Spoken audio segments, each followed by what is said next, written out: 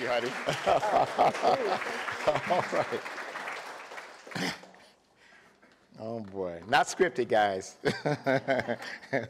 So it's always interesting hearing, from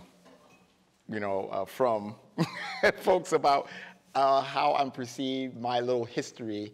I'm only thinking about the studio and what has to happen. What has happened in my wake is always interesting, sort of, because I don't look back.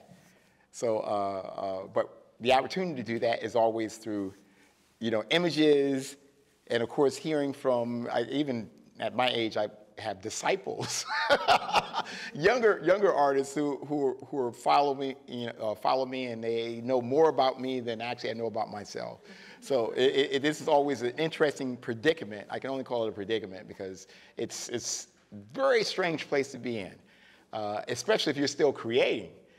And I'm looking at a time like here, I'm like, whoa! It's like that's me with hair, 13 years old, and that frown on my face. It's like going backwards in time. It's like, okay, why I had that look? I absolutely remember the photographer who was a lot more keen politically than I could have been at 13, and he's like, okay, this. Kid is growing up in the hood.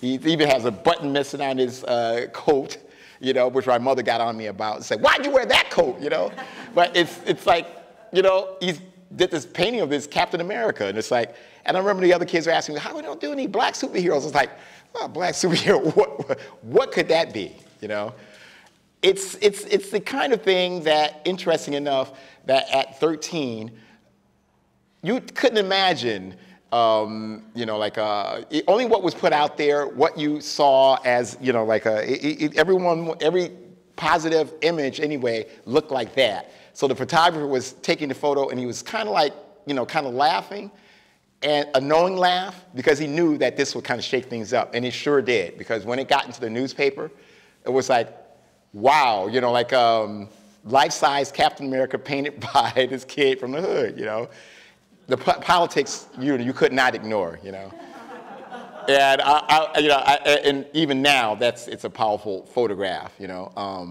But historic and its ramifications are obvious.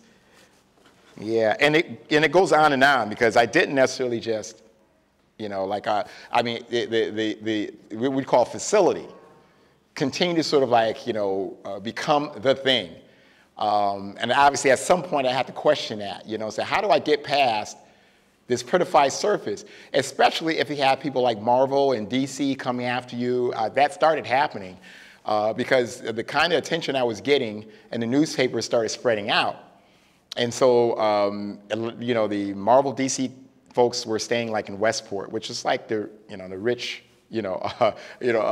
side of Connecticut. I'm in Bridgeport. So, these guys were catching on to we need to sort of get this kid over to, to New York and see actually if he has it, And so I had to make a choice between making this type of work or sort of what the work became, which is what I make the decision to do was challenge this prettified surface. And you can only imagine, if you're making money doing this kind of stuff, that you have to have this leap of faith. And I can only tell you that seeing Jackson Pollock's work really shook things up for me. It was like, I saw his work for the first time in black and white, like in a pamphlet. And even in black and white, the work resonated, And it was like, this goes beyond. And I need to sort of figure out how to arrive at that. So I said, okay, no more painting, no more drawing. All these things that you do well, you're not going to be doing that anymore. And I said, okay, then how are you going to create? So I said, okay, we're just going to use black, And so these black shapes started coming up. And, it led me to these monstrosities, which actually incorporates roadkill. I mean, the kind of questions that you ask, you say, if you're trying to get past the prettified surface, you're trying to sort of get or have an idea that there are fears involved and you need to get past those fears. What are those fears that we all have? It's, the big one is death. You know, what's on the other side of that? So I was like, okay, if you play with dead things, maybe that will get me, closer to these answers. So I started pulling critters from out of the quicksand, also using roadkill. I had learned at Cooper Union how to cure animals, stuff them and also sort of like preserve them. And so I started using them in my works. And if you look close enough, you can see jawbones in this piece. And this is actually, as you see the antlers on your far right-hand side, but made up of actually parts. But I didn't know where this was going, but I knew that I sort of had to, dive in full speed ahead,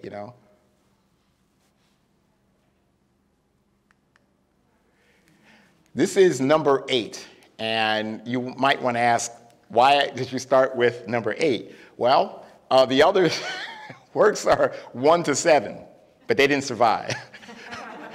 they were devoured by number 8. So these works, if you look, at the detailing of number 8, if you look close enough, you'll see remnant parts from past works, especially 1 to 7, So number 8 I call the mother piece. This is this monstrosity. And it's one of the only pieces that I own. Interesting enough, no one else wanted to own it. but for whatever reason, they couldn't stop writing about it. This would have been 1988. And Roberta Smith, Village Voice, New York Times are writing and said, what is this? It's this art. That really was the question. It wasn't really about, this is magnificent or whatever. It was so far removed from what was out there at the time. I think the artists that were being celebrated at that time, we're talking in the 80s, were like Keith Haring, Basquiat, Julian Schnabel, but this was about something else.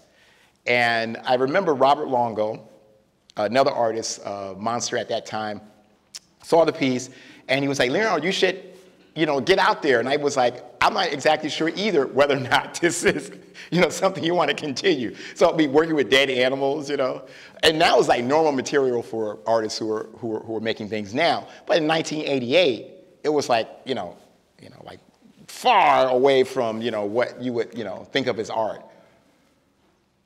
And I went from working with decayed animal parts to actually now, rusting, which is actually another form of decay. Building my language, but not actually fully understanding what my voice was. So working from this, it makes sense now, but at the time, it was just like an exploration, finding out and figuring out what my journey was going to be. Now, this would have been in 1992. This is when pretty much blew the roof off. And like, it was like a rustic cotton piece. This piece is owned by the Metropolitan Museum. And there are other works from that exhibition. I think there was a cotton wall here that's been traveling around in the 30 Americans exhibition. I don't know if you guys have seen that, but the Rubel's collection, fantastic collection. And this cotton wall was a part of that exhibition. They got it for a song for maybe like, I'm almost sure, like $6,000, They rolled me, And I think that young artists will continue to get rolled by, crafty, crafty and cagey collectors. I was in line to actually be taken. So interesting enough, there's a monuments exhibition that's being mounted, or called fallen monuments. All of the, Confederate statues of that. There's a show that's going to have this as one of the centerpieces, along with these supposed fallen monuments. I think powerful statement. I wish I had come up with the idea, but but it's like so I think that even works from my past, this would have been 1992, they still, seem to sort of like have legs, Another piece from that very same exhibition. Interesting enough, whenever I look at this cotton wall, it brings to mind that I actually had to push these bales of, cotton and cut them all and compress them, to make this piece. It was a huge amount of labor. Sometime later, I was traveling with a friend from Atlanta to Tallahassee, Florida. and saw this, what looked like that piece in the middle of a cotton field. And I was like, what the, you know, and so we had to get a closer look. So we got out of the car, went over to across the field, and sure enough, there was a machine pumping out. You know, it looks exactly like these cubes. And I was like, man, I had to do it the hard way, you know? So I mean, I could have got that machine. I mean, I still feel the pains of making this thing, you know?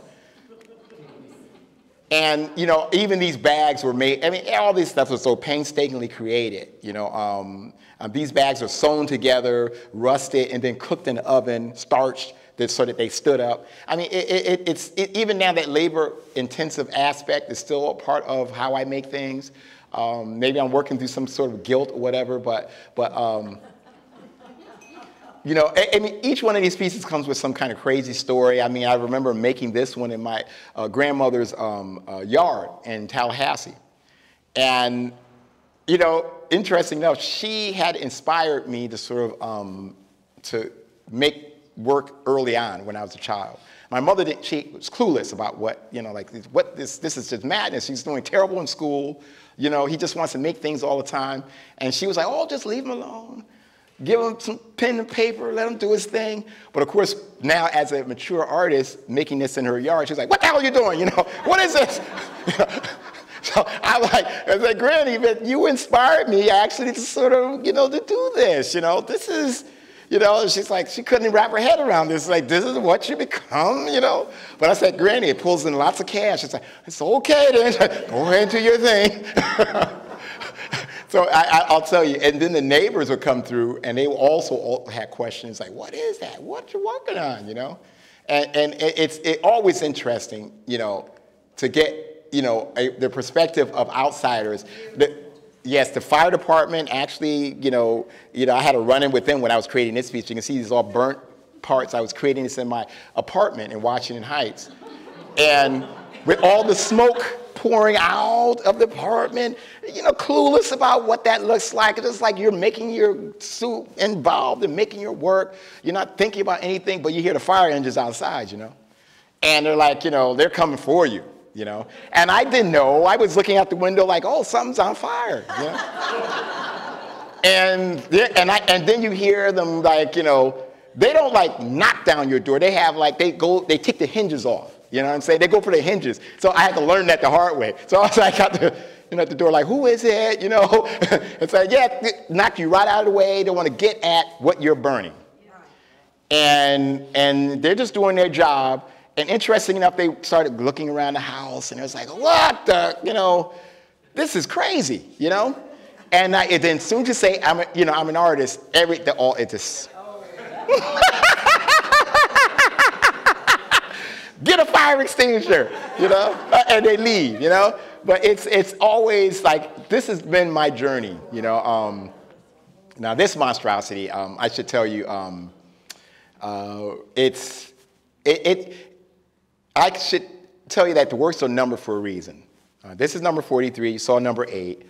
If you look close enough actually at number 8 and number 14, we'll go back. You guys are going to be here for a little while. This is number 14, rusted wall, right? The first rust piece. Look at number 8, okay, decayed animal parts. Now you look at number 43. Now all these things only make sense in hindsight, you know? Look at it. It's like, is it not a combination of the two? And there's always these peaks and valleys. I can't really know as I'm going through it that this is what's actually going on. Only in hindsight you go backwards and say, oh, this is speaking from this point. And then, you know, the numbering is so that you guys, you know, are complicit in finishing these works. I make them, yes, but I title them numbers so that you can actually, what you have to say, what you're seeing actually is also very important.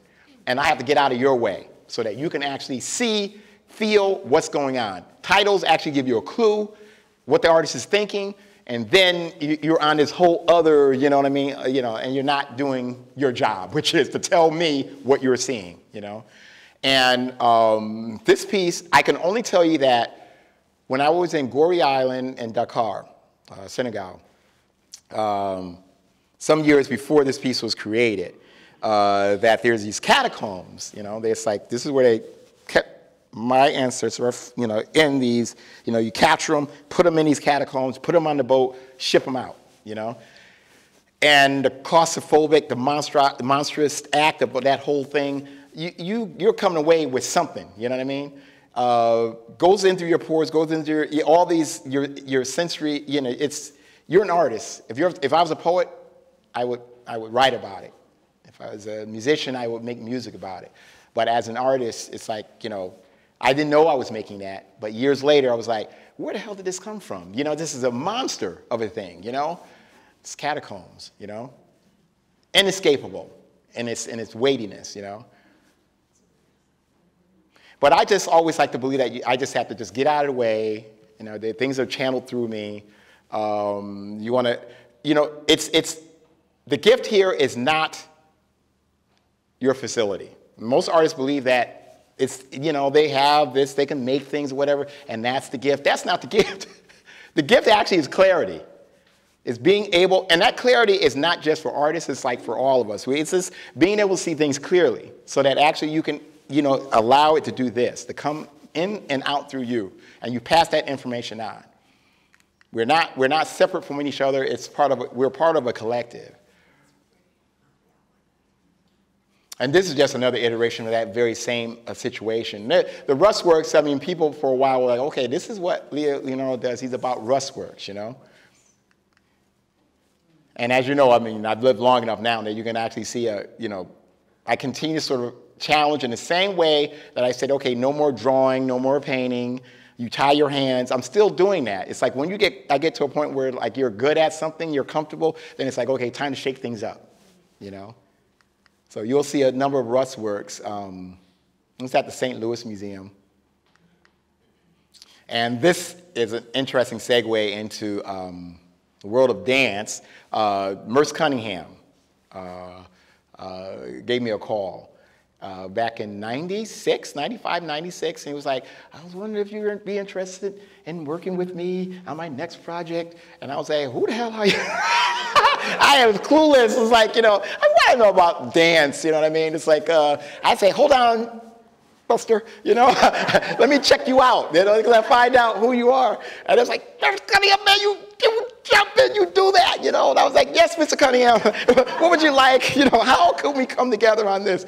And interesting enough, he had his system on okay, allowing the artist to do whatever, separate from him. He's not giving you any kind of hints at, and then the musician, same thing. All separate from one another. So he would do the phrasing, you do your art, and the musician does his thing. All these things come together opening night, And it was like, okay. And I said, Merce, what if it fails? He said, don't worry about it, He says, let the chips fall where they may, And I was like, you know what? I got to develop that, add that to my philosophy. And I only know one other auteur or artist who does that. That would be Stanley Kubrick. Where he has this sort of, like if you look at, guys know 2001, the movie 2001, it's like, it's in all his films it's this. It's like, segments that actually can come together, that fit together seamlessly. And Merce was doing it very, very much the same thing. And I started developing that very same way of actually navigating and creating things too, I'm sorry, you guys can hear me because I noticed that I've been having this, you hear me? Okay, so did we ever really need this?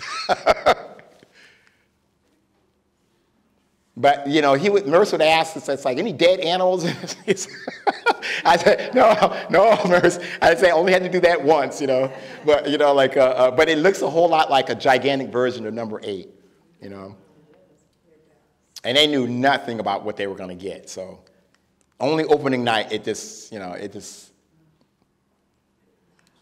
a lot of fun. Oh. Okay. Oh boy. Okay. This one comes with many stories. I'm only going to tell you one of them. Okay. I don't use found objects, in my work. This is probably one of the times when I actually was trying to figure out color, and the fastest way to do that was just to like go around picking up things that were colorful, that mimicked in a lot of ways what I do. And, you know, I was in Brazil, Detroit, you know, do a lot of traveling. These things actually also influence my trajectory and also add to my language. So as I was collecting all this material, it was like, okay, now you need to do something with it. So at the Hirshhorn Museum, they asked me to sort of do this wall up, and this is the monstrosity that I created for them. And I remember there was a security guard that, you know, like they end up inevitably having to spend a huge amount of time in front of these works, and they develop, you know, their own way of communicating with it and also communicating with the viewers. And this guy would wait until the room, you know, collected with all these folks, and then he would, like, you know, say, I'm going to tell you what this work is about, you know? So he had a captive audience, and I just happened to be there that day when he was doing that. So it was like, my friend was like, you got to stop him, you know? And I said, no, no, no, this is the moment we're going to learn some things. So he was going on and on about what this was, so I stepped over and I said, where'd you get all that information? He said, the artist told me, you know? so I said, in some strange way, there's a truth there, you know? I end up learning. He also believes he's getting this information because the piece is talking to him, it's speaking to him, you know? So if you can have that kind of interaction with the outside world, then it's like, you know, it's worth going through the pains of making these things. And you can see all the little found things, like your doll head in there. This is my venture into trying to sort of get color back into my work. A failed attempt, I will say. We'll see, hopefully, this is actually me absolutely challenging my strengths. All the rust things that I had done before, I said, okay, you know what? Just throw that out, figure out something else. And so these cast paperwork started happening, mostly because of my trips to Japan and working with origami. You know, it was like, okay, how do I sort of translate that into like what I do? And these ghost images started coming up. Though I did believe that these works failed because if you look at them, if you're in a museum, you're not allowed to touch them. So you would think they were plaster, but they're made of paper. And it was like, I said, you know what? I need to actually create, you know, took 3 years off to sort of like, you know, figure out how to sort of make these things feel like paper, that have the lightness of being of that material. Took 3 years, but I figured it out.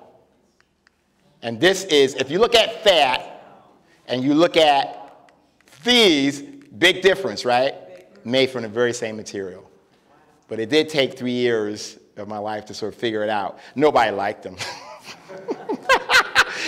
I just let you know that, you know, that it's not about success on the exterior, whether or not people love what you're doing. You know, you're put on this earth, you're on your own little journey, and you have to sort of get these questions answered. So for me, you know, like, nobody loved these works, that's fine, but it's like, I had to make them, you know? I had to make them.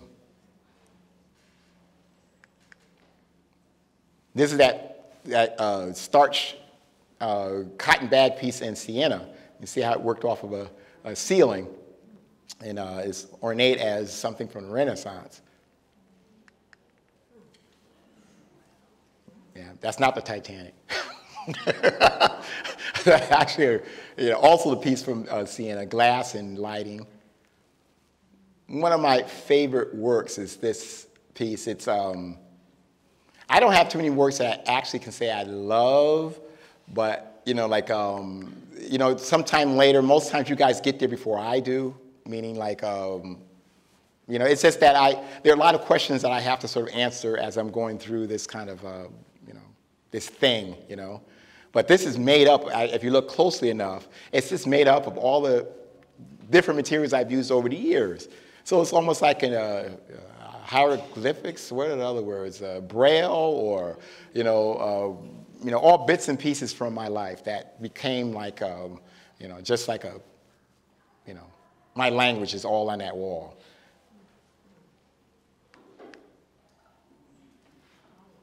Another monstrosity. Yeah, where is that thing? You know, so, you know, it's always interesting because nothing is sacred in the studio. So if I ever get things back from exhibitions or whatever, you know, they get better, but they don't look the same. So I think this thing actually is out there somewhere. Because a good friend of mine, Ursula von Reinsford, sent me an image, and she's standing in front of it. You know, now these things are like kids. You know, they get out there in the world. You can't keep track of them. You know, they're out there somewhere doing their thing. You know, and it's like I just, you know, it's like, well, okay, right home. You know. Yeah. Some black things coming out. White things too. Huh. Yeah, it's funny. I'm sorry. I'm also sort of looking at them and going like, oh, that's an idea that I need to come back to, you know. But these compositions that are built now from wood and looking at something like this, it's like, wow.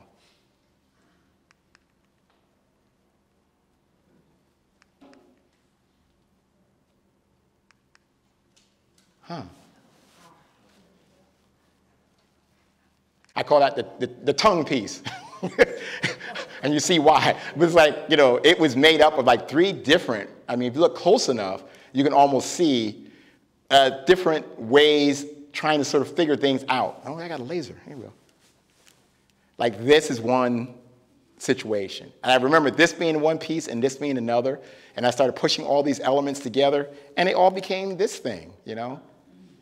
So, like I said, they can start off as, you know, one-offs or pieces that are singular. And in the end, oh, this is just like a, you know, if you look close enough at this thing, you'll see, let's see, there's the bag piece, there's the rusted, maybe that's the metropolitan piece of the cotton or whatever. These are like little maquettes, you know. Like we call that the family tree. Aluminum and wood. Sadly, I know this one didn't make it because I still see the parts running around the studio, you know what I mean? So it's like they become other things, you know? And don't worry, he survived. Right. Yeah, I'm working right with Yorkshire Sculpture Park and outside of London. And they keep writing me because we were trying to figure out how to make this monstrosity that I made stand. And I'm that artist that's always kind of like figuring things out like in real time. So it's like, well, get out of the way, it might fall over, you know. So they're trying to figure out an armature to sort of like make this thing. And it's like, for me, it's about respecting the life of the material and the work. So that means, you know, you're going to put people like this, you know, like this guy in jeopardy. I mean, you know, he's like, it's like, we don't, I mean, these things are there to hold it, you know, to hold it up, you know, but don't get too close, you know. And she's daring, for sure. But this is what color, my trips to China, working with porcelain and glazing and just the alchemy and foundries there, a place called Jingdezhen. We were smashing vases and actually creating new works. None of those works made it out of China. You know, and I heard from a friend that the people that I was working with at the foundry, in the beginning, they were throwing out all of my pieces because I was working with broken things. And they were making these giant vases, so they didn't understand this breaking things, you know. But not too long after, they started copying the work. You know, in China, they're known for this. So it's like they started like making decorations and clothing stores. And my friend said, "Don't get mad, but I saw a piece of yours in the clothing store, you know, in Shanghai." You know, and I said it's a little ways from Jingdezhen, but in the end, you know, I ended up learning so much from them. These color pieces, absolutely, you know, explosions are all from what I learned in China. So it was a fair trade-off. So if they want to make, you know, smash copies of my work, go ahead, baby, you know. So I just get out of their way, and they gave me so much. Color has now truthfully entered into my work, and that's what these things are. And always interesting to see how the kids on the internet interact with the work. I couldn't even imagine or thought that could happen. But it's like, it's not my generation, but look at them. They're enjoying themselves, man. It's like, well, just get out of the way, you know? Just get out of the way. I mean, look at this. Crazy. Enjoying themselves, you know? And if you get, you know, have something like that in the work that actually brings this out of them. It's like, I say, boy, it's a double gift, you know. And this thing was in Madison Square Park, you know, and, you know, like I said, you could never really sort of imagine that people are going to sort of like want to like chill on your pieces, kids climbing on it, you know, just enjoying themselves.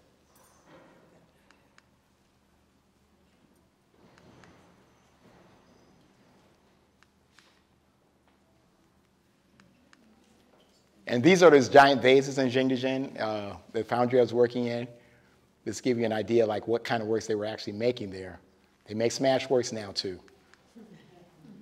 Machu Picchu. I mean, I do a lot of traveling because that actually does feed the language.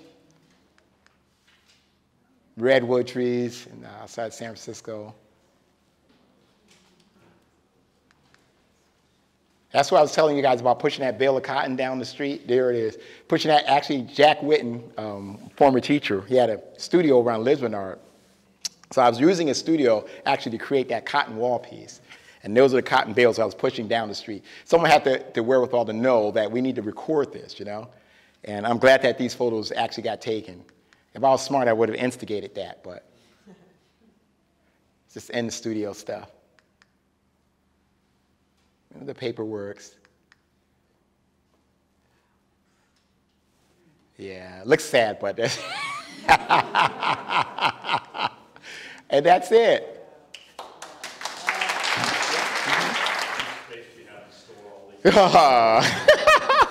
Well, just only recently, we're talking the last going on 3.5 weeks, I just bought property in San Antonio because the space in New York really, never has been enough space to make things. What you're seeing is pretty much the gist of my space. Tall ceilings, like 30-foot high ceilings, but it's like as narrow as this.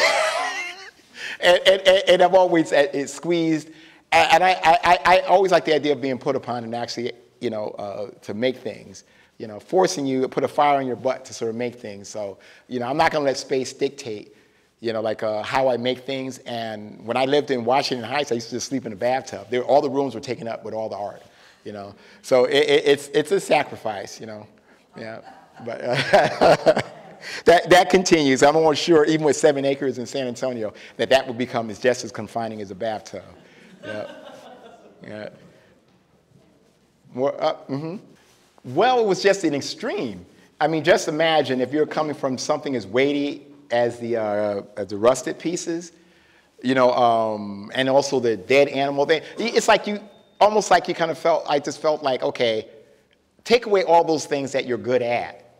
You know, what would be the extreme of that? White paper. You know, so I was like, okay, now I'll do something with this. Interesting enough that when when I figured it out, I started realizing that that energy was also in those pieces. It's because once you find your voice, it doesn't really matter what materials you end up working with. And that was a lesson, is that just whatever, grab whatever material, you know, like, and just work it. Just work it, baby, yep. Yeah, because Marvel and DC are doing very well. If I could get my pens out, my inks out, then I'll be, oh my goodness, drawing Captain America now would make a lot of money. Maybe more money than I make now. So, but yeah, I did that, you know, interesting. I continue to sort of like, challenge and transition. It just makes life interesting if you can shake things up. And man, did I shake things up recently, because buying that property out in San Antonio took, you know, I'm that person that doesn't like to do loans. So it's like, put all the money into that, now you have no money, you know. So now, now try to add on more challenges, you know. So it feeds the work. It also feeds the work. I mean, I'm noticing that the explosion that I just recently did in Basel, Switzerland, completely wiped out that whole unlimited situation, which is where they get the best artists to do their little things or whatever. I came in and killed them. But it was all because I had the pressure of, you know, like, oh, You know, like, you know, I had not visited that one in so long, meaning where you strip away all the things that you have, you know, and now you start all over again, you know. So, you know, the tension is what we're talking about. And so understanding how to sort of play these things, you know what I'm saying? How to play them, you know? Because, like I said before, the truth in all this, that clarity is the gift. So if you can sort of figure out like what your trajectory is, what your route should be in order sort of like to get at what it is you have to offer in its biggest, you know, then it's, you know, go for it, you know. So you guys are catching me right in one of those right now, you know. You know, if you know, I could go belly up. There's the threat of that, you know. But that actually is what fuels, you know, the next iteration, you know. And I have to have it. You know, I did it with the comic book stuff, did it again with the paper stuff, and now I'm doing it again. It's like, okay, so you did what with all your money? You know? I should tell you that Pam was like, oh, that was a terrible idea. I'm dealing with her. Get right back to you. How long does it take you to start your piece and finish it? Well, I used to count like 3 months for one of the larger ones, but nowadays it's like, because there's nothing sacred in the studio, so there's all this material, and there's all this layering of what you've gone through in that material. You know, in order to sort of build something from scratch, you know, meaning put all your energies into this thing and then have it, you know, if you have all these different parts of life, you know, spread out around the studio, you just combine them and you get what? Even larger life, you know, even grander life. So it doesn't take very long. Don't tell the collectors that, but they want to believe, you know, oh, it took you how long to make this thing, you know.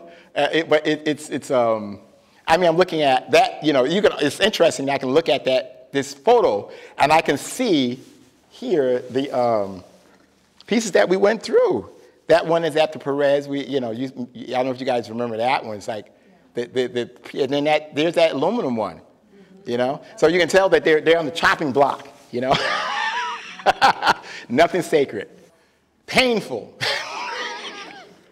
It's, you know, my body now is starting to sort of show the, you know, like you were asking me earlier, like, oh, what's wrong with your leg? You know, it's like, oh, there's nothing wrong with my leg outside the fact that I beat my body up, you know, in order to make these things, you know, moving around, traveling, picking things up, you know, slashing, burning, chopping. It shows up. It shows up. But it's like, you know, treat my body like an athlete, you know. So it's like, your body parts have to now have, it's all maintenance at this point. Yeah, so, so yes.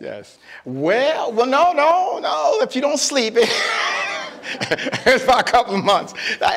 You know, I don't have, how we say, much of a, you know, even like buying that property in San Antonio is really about the work. So it's always like, how do I actually sort of, you know, like get at a situation where I can make the kind of material, you know, get the kind of space to do that. You can see it. Look at that. The material's all over the place, you know? So like minefields of material. So, and each one of those things has been touched. And I think really the secret in all this is that the more you touch these things, this material, the more powerful it becomes. You know, and that means, you know, like, you know, people think I work with found objects. Don't work with found objects, but it echoes found objects because there is a life in found objects, and that's the fact that you guys have touched them so many times. You've embedded you in that material, or the collective us in found objects. You know, my good friend Neri Ward works with. You know, we don't necessarily have back and forth debates about why you work with that material, but the fact is he works with and has super success with these objects. I decided to go the Howard route, which is you become the weather, you transform these things, you go on the whole trip with them, you know what I mean, in order to sort of like realize what they can be, you know. And then they become like this super additive to something, these grand scale monstrosities, you know. Yeah, but I went on a whole trip with them, you know, And if I may say, the piece here in the Hunter is astounding. We're lucky to have. Oh, man. Really amazing. Thank you. Thank you. Oh. Well, beat them up and make sure they get a bigger one.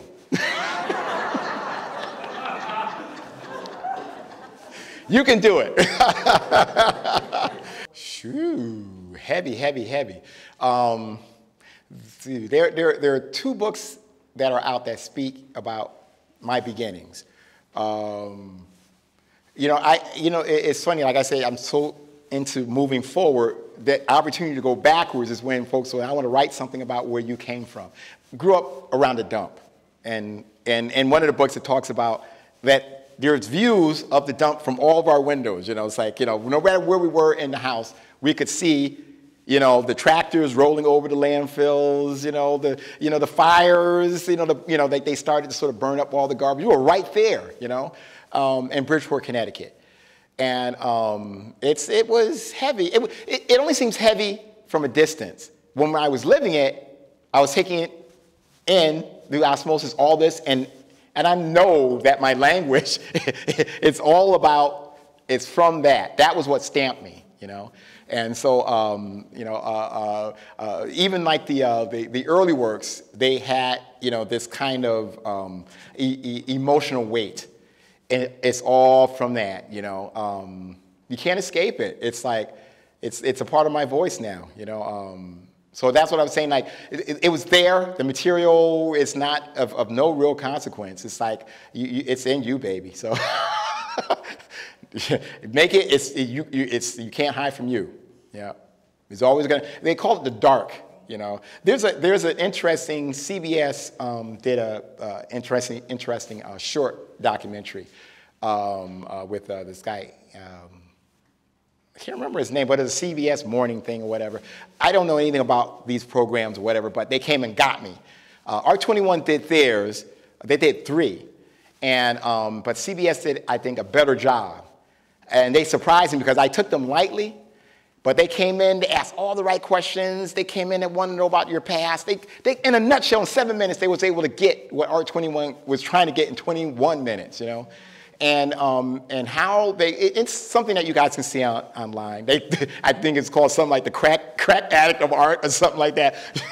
How that came out. It was I said something to the effect that, that me making art is an addiction. I'm an addict. And they took it and ran with, as they would, It's like, crack addict, I was like, okay, I can sue you for that, But in the end, they did a fantastic, and you guys should check it. You can see it on YouTube, but it's a lot of fun because like I said, they caught me off guard. They did 3 hits. And the first one, if you look close enough, you can kind of see that I'm kind of like, what the, like these questions coming from? I was expecting lightweight questions, but I was ready the next 2 times.